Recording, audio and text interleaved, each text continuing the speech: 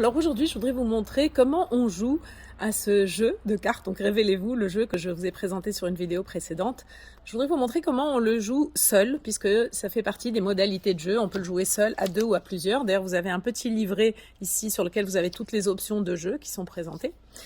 Et donc moi, ce que je fais, c'est que tous les jours, je vais par exemple tirer une carte. Mais je peux aussi tirer une carte une fois de temps en temps. Un jour où j'ai une question qui me vient à l'esprit, un jour où j'ai besoin d'inspiration, je vais me poser, m'asseoir, m'ancrer au sol, bien sentir mes pieds sur le sol, fermer les yeux, respirer profondément et me mettre en tête ma question ou mon intention du jour. Et je vais aller tirer une carte.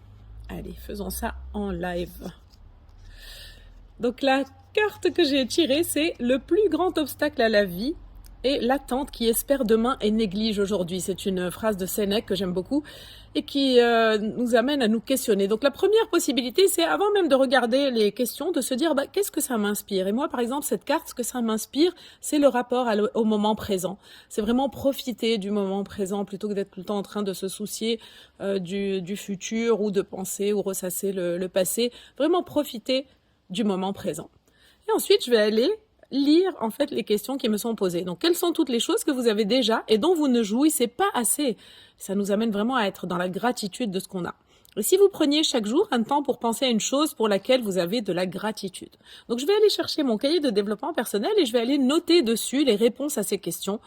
Voilà, ça va me permettre de passer un petit temps avec moi-même, un petit temps d'introspection, un petit temps de réflexion qui est salutaire parce que vous savez qu'une bonne qualité de vie est le fruit d'un questionnement éclairé. C'est vraiment une belle manière aussi de mieux se connaître, d'approfondir voilà, par rapport à des sujets qui nous arrivent tous les jours.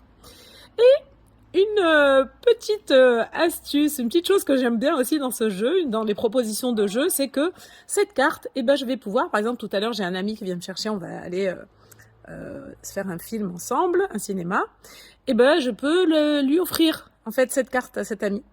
Je peux la lui proposer. Je peux aussi, cette carte, la mettre dans la boîte aux lettres de mon voisin.